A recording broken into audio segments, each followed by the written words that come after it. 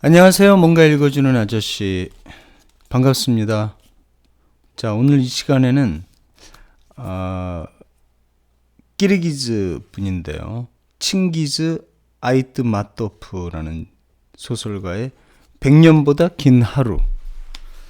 자, 시작해 보도록 하겠습니다. 첫 번째 챕터입니다. 그 허기진 암여우는 말라붙은 도랑들이며 헐벗은 계곡들 사이에서 먹이를 찾는 동안 참을성이 있어야 했다. 굴속에 사는 조그만 짐승들의 이리저리 얽히고 눈을 핑핑 돌게 할 만큼 어지러운 흔적을 따라가면서 때로는 마르모트의 굴을 맹렬히 파헤치고 때로는 지하 통로에 숨어있던 조그만 날쥐가 금방 해치울 수 있게 빈터로 튀어나오기를 기다리며 그 여우는 멀리 떨어진 철길을 향해 천천히 끈기 있게 생기처럼 조용히 올라가고 있었다. 검고 곧은 선로가 스텝 저 멀리까지 뻗어 있는 이 철길이 이 여우는 마음에 끌리기도 했고 무섭기도 했다. 덜컹대는 열차들이 처음엔 이쪽 방향으로 그리고 다음엔 저쪽 방향으로 천둥치듯 지나가며 주위에 온 대지를 흔들고 그 뒤로 연기와 열기와 바람결을 타고 그 여우에게까지 전해져 오는 강렬하고 고약한 냄새를 남기는 그 철길이. 땅거미가 질 무렵 그 여우는 전선 매설구 바닥에 빽빽히 웃자란 마른 팽이밥 덤불 속에서 전선 옆으로 나란히 누워 있었다. 씨가 맺힌 진갈색 줄기들 밑에다 제 몸을 붉은색이 도는 노란 공처럼 오그라뜨리고 참을성 있게 밤이 오기를 기다리면서 그리고 흔들거리는 마른 풀잎에 휙휙 스쳐가는 바람 소리를 듣느라 끊임없이 불안스럽게 귀를 쭈뼛하면서 전선과 전주들이 둔중하게 웅웅거리는 소리를 냈지만 그런 소리는 무서울 게 없었다. 적어도 그 기둥들은 언제까지고 있던 자리에 그대로 있을 것이며 자기를 뒤쫓아올 수는 없을 것이다. 그러나 열차들이 울려대는 그 귀가 멀 듯한 소음이 치가 떨리기에 무서워서 여우는 기차들이 지나갈 때마다 더더욱 몸을 움츠려야 했다. 발밑의 땅이 천둥치듯 울릴 때면 그 여우는 제 갸날픈 몸의 근육 한 올 한 올에서 경련이 이는 것을 느꼈고 무지막지한 요동과 이상한 냄새가 두렵고 역겨워서 오싹해졌다. 그런데도 여우는 전선 매설구를 떠나지 않고 어둠이 내리기를 철길이 얼마쯤은 조용해지기를 기다리고 있었다. 이 여우가 그곳까지 오는 일은 어쩌다 한 번씩 허기질 때뿐이었으므로 열차들이 지나가는 사이사이 절벽에서 커다란 돌들이 떨어져 내린 후처럼 느닷없는 고요가 스텝에 내려앉았고 그 온전한 정막 속에서 여우는 허공으로부터 들려오는 당장에 자기를 잔뜩 도사리게 한 이상스럽게 높은 어떤 소리를 감지했다. 그 소리는 밤중에도 불빛이 훤한 스텝 저편에서 오는 것으로 거의 들리지는 않았지만 사람이나 동물의 소리는 분명 아니었다. 어쩌면 그 소리는 기류의 장난이거나 아니면 기후의 어떤 급박한 변화가 닥쳐오리라는 조짐일 수도 있었다. 본능적으로 그 소리를 감지하고 여우는 이 분명한 위험의 전조에 대해 속으로는 캥캥대며 짖고 싶었으면서도 얼어붙은 듯 선로에 가만히 멈춰섰다. 그러나 허기가 자연으로부터 오는 그 경고까지도 무색해 해버렸다. 달리고 난 끝에 지쳐서 발가락 사이를 핥으며 그제야 여우는 소리를 죽여 슬픈 듯 낑낑거렸다. 가을이 성큼 다가선 그때쯤은 저녁이면 벌써 추웠고 새벽녘이면 밤사이 금방 차가워진 땅에 닿기만 하면 곧 사라져버리는 소금 결정과도 같은 흰 서리가 덮었다. 스텝에서 사는 동물들에게 공공한 시기, 우울한 계절이 다가오고 있었다. 여름철에 들판을 싸돌아다니던 숱한 짐승들은 이미 어디론가 따뜻한 곳으로 떠났거나 겨울을 나려고 모래땅에 판 굴 속에 틀어박혔다. 이제 한 마리 한 마리의 여우는 마치 그 족속이 지구 표면에서 사라져 버리기라도 한 것처럼 제각기 먹이를 사냥하고 있었다. 그 해에 태어난 새끼들은 다 커서 흩어졌고 짝짓는 시기 사방에서 모여든 여우들이 함께 뛰어돌아다니기 시작하고 순여우들은 태고적부터 지니고 있던 그 똑같은 난폭성을 드러내 싸우는 한겨울의 그 시기는 아직도 한참이나 멀었다. 밤이 내리자 여우는 도랑 밖으로 나왔다. 그러고는 귀를 바짝 세우고 멈춰 섰다가 철길 쪽으로 살금살금 다가가서 선로 이쪽 저쪽을 소리 없이 건너뛰면서 승객들이 열차 창문으로 내던진 음식들을 찾기 시작했다. 때로는 고약한 악취를 풍기기도 하는 온갖 물건들의 냄새를 맡으며 철뚝을 따라 저 아래까지 내려간 뒤에 여우는 마침내 먹을 만한 것을 찾아냈다. 철길 주변에는 온통 찢어진 종이쪽이며 둘둘 말린 신문이며 깨진 병이며 담배꽁초며 찌그러진 깡통이며 다른 쓰레기들이 어지러이 널려 있었다. 깨지지 않은 병에서 풍겨나는 알싸한 냄새는 특히 고약했다. 한 번인가 두 번 그 냄새를 맡고 어질어질해졌던 후로 그 여우는 알코올 증기 속에서는 숨을 쉬지 않으려 했고 이번에도 기침을 해대고는 잽싸게 그 병이 있는 곳으로부터 도망쳐버렸다. 하지만 그 여우가 찾으려고 기대하는 것, 두려움을 참고서 오랫동안 기다려온 것이 있을 법한 조짐은 보이지 않았다.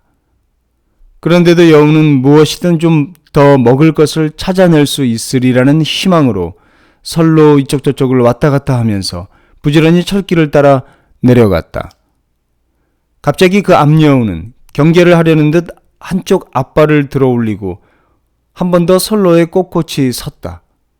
그러고는 높은 곳으로부터 비치는 희미한 빛, 안개로 흐려진 달빛 속에서 유령처럼 서 있었다. 그 여우에게 경계심을 일으킨 먼 울림소리가 다시 들렸지만 그 소리는 아직 멀리서 오고 있었다. 여우는 발을 바꿔 딛고 꼬리를 꼿꼿이 편 채 어느 순간이라도 달아날 채비를 차렸다. 그러나 도망을 치는 대신 그 여우는 뭔가 먹을 만한 것이 눈에 띄기를 기대하며 부지런히 침묵 위를 걷기 시작했다. 이제 가쁜 숨을 토해내는 기관차의 무자비하고 위협적인 굉음과 수백 개의 바퀴들에서 울려나오는 천둥 소리가 점점 더 가까워 오고 있었다. 여우는 한순간 멈춰섰다. 달아날 태세를 취하기엔 그 정도로는 충분했다. 벼랑간 철길이 굽은 곳 근처에서 앞뒤로 나란히 연결된 두 기관차들의 가깝고 먼 전조등 불빛들이 불시에 닥쳐들었다. 그 강렬하고 눈이 멀 듯한 빛으로 스텝을 하얗게 비추고 죽은 듯 바짝 마른 대지를 가차없이 드러내면서 덜컹대는 굉음과 타는 냄새와 숨막히는 먼지로 대기를 채우며 기차가 돌진해 오고 있었다.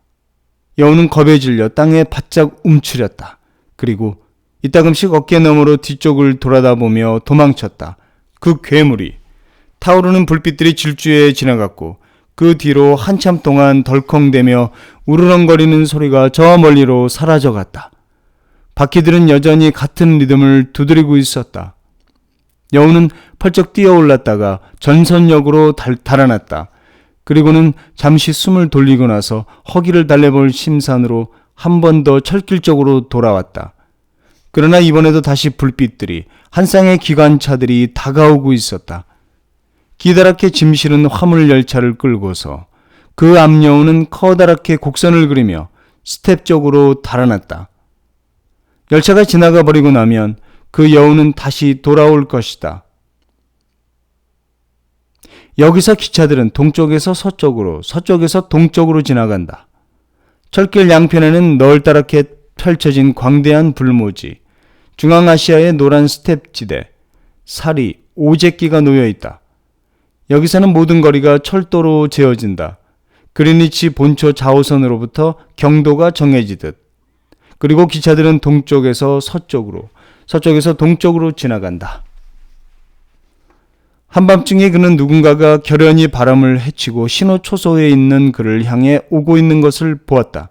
그 형체는 처음엔 철길 가까이 있었지만 열차가 접근하자 철뚝 아래로 내려가서 눈보라를 만났을 때처럼 빠르게 지나가는 화물 열차가 일으킨 바람과 먼지의 돌풍을 피하려고 손으로 얼굴을 가렸다.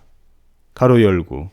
특히 이번 열차는 특이한 글자가 박힌 어느 역이건 그대로 통과하는 특별 열차로 신호 초소를 지난 다음에는 언덕 아래로 내려가 사리 오제끼 다시 일의 제한구역으로 들어가는데 거기에다 그들은 자기네들의 특별 통제 직원들을 두고 있었다. 분명히 그 열차는 로켓 발사 기지로 가는 중이었고 화물들은 모두 타르치를 한 방수포로 씌워져 있었다. 그리고 무게화차마다 무장한 군인들이 경비를 서고 있었다. 가로 닫고. 예지게이는 그 형체가 아내의 모습이라는 것을 알아차렸고 그녀가 서둘러 오고 있다는 것도 알 수 있었다. 그녀는 남편에게 특별히 알려야 할 어떤 기별, 어떤 중요한 정갈을 가져오고 있음이 분명했다. 그리고 예지게이는 덮개 없는 승강단에 무장 경비병이 서 있는 마지막 화차가 지나갈 때까지는 자리를 뜰 수 없었다. 그와 경비병은 노선에 이상이 없다는 것을 확인하기 위해 손에 들고 있던 램프로 신호를 교환했다. 그리고 나서 예지게이는 소음으로 귀가 먹먹해진 채 서둘러 다가오고 있는 그의 아내에게로 고개를 돌렸다. 거기서 뭐하고 있어? 그의 아내가 걱정스러운 얼굴로 그를 쳐다보았고 그녀의 입술이 움직였다. 예지게이는 아내가 뭐라고 하는지 알아들을 수는 없었지만 무슨 말인지는 알 수 있었다. 아니면 알 수 있다고 생각했거나. 바람 맞지 말고 어서 들어와. 그가 아내를 초소 안으로 이끌었다. 그러나 아내의 입을 통해서 그 자신이 진작부터 예상하고 있던 말을 듣기도 전에 예지게이는 한순간 아내에 대한 연민으로 가슴이 찡해졌다. 그녀는 달려오느라 숨이 찼고 힘에 부쳐서 목이 쉬었고 가슴에서는 색색거리는 소리가 들렸으며 어깨는 계속 오르락내리락 하고 있었다.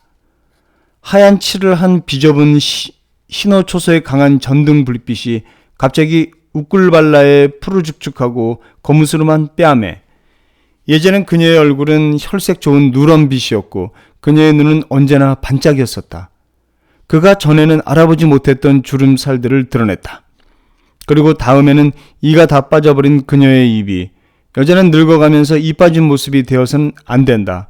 그는 벌써 오래전에 아내를 도시로 데려가서 금속제 의치를 맞춰줬어야 했다. 이제는 젊은이건 늙은이건 모두들 금속제 의치를 해놓고 있었다. 거기에다 그녀의 흰 머리칼은 얼굴 위로 어수선하게 늘어져 있었다. 한마디로 아내의 모습이 그의 가슴을 도려냈던 것이다. 가로 열고 여보, 당신도 참으로 늙었구려. 가로 닫고. 연민으로 가슴이 저며오는 사이 그는 모두가 자기 탓이라는 생각에 뼈아픈 죄책감을 느꼈다. 그러나 동시에 다른 한편으로는 잔잔하게 고맙다는 생각이 떠오르기도 했다. 그들 부부가 그토록 오랫동안 함께 살아올 수 있도록 해준 모든 것들에 대해 감사하는 마음이, 특히 한밤중에 그녀가 남편을 존중하는 마음에서 남편에 대한 의무감으로 그녀는 예지게이에게 그 일이 얼마나 중요한지를 알고 있었으므로 철길을 따라 가니역의 가장 먼 곳까지 달려왔다는 생각에 그는 가슴이 뭉클했다.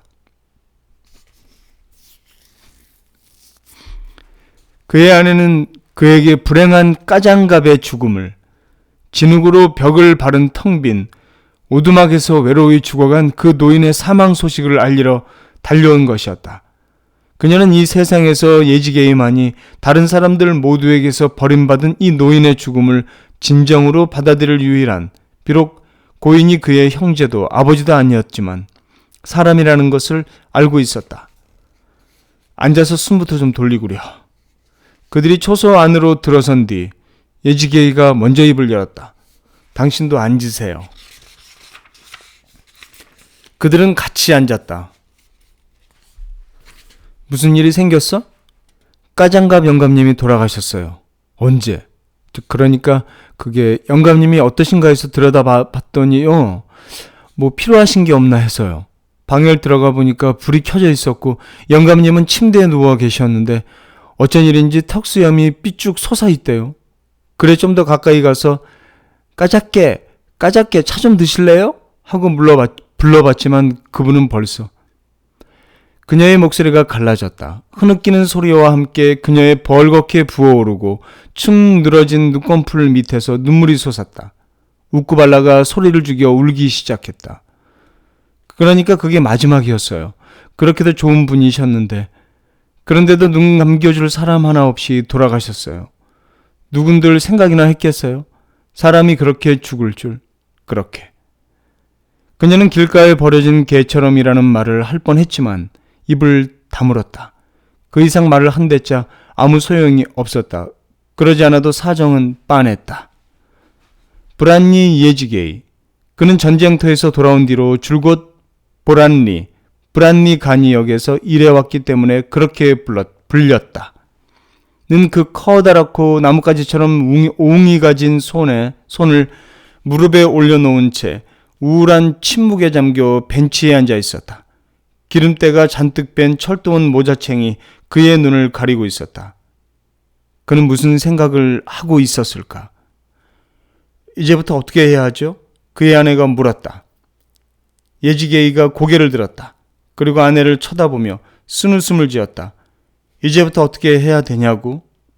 사람들이 늘 하던 대로 그 양반을 묻어야지. 그는 마음을 확실히 정한 듯 벌떡 일어섰다. 여보, 당신은 되도록이면 빨리 집으로 가는 게 좋겠어. 하지만 먼저 내 말부터 들어. 뭔데요? 오스반을 깨워. 그 사람이 여기 책임자건 뭐건 그런 데는 신경 쓸 거 없어. 죽음이 찾아왔을 때는 누구나 다 똑같은 거니까. 그 친구한테 까장갑 영감이 죽었다고 그래. 그 양반은 여기 한 군데서만 40년 넘게 일했어. 오스반은 까장갑이 여기서 일을 하기 시작했을 땐 태어나지도 않았을 거고, 게다가 그 시절엔 이 사로제꾸로 망나니도 한 놈 끌어올 수 없었어. 그 양반이 여기 있는 동안 얼마나 많은 기차들이 지나갔는지를 생각해봐. 머리카락을 갖고 샌데도 그걸 다 셀 수는 없어. 그 친구한테 그걸 생각해 보라고 해. 그리고 할 게 좀 더 있어. 듣고 있어요. 사람들을 모두 깨워 집집마다 창문을 두드리라고. 모두에서 8집이렸다. 죄다 깨워봐. 그런 양반이 죽은 오늘 같은 날은 아무도 잠을 자선 안 돼. 사람들을 죄다 깨워. 그 사람들이 나한테 욕을 하거나 하면 어떡하고요. 우린 모두에게 알리기만 하면 돼. 욕을 하건 말건 내버려 둬. 그 사람들 보고 내가 깨우랬다고 그래. 사람이면 양심이 있어야지. 기다려. 또 뭔데요? 당직 근무자한테 가봐. 샤이 메르젠이 오늘 당직이니까 그 친구한테 무슨 일이 생겼는지 얘기하고 어떻게 할 건지 결정하라고 해. 이번엔 그 친구가 내 대신 근무할 사람을 알아봐 줄 수 있을 거야.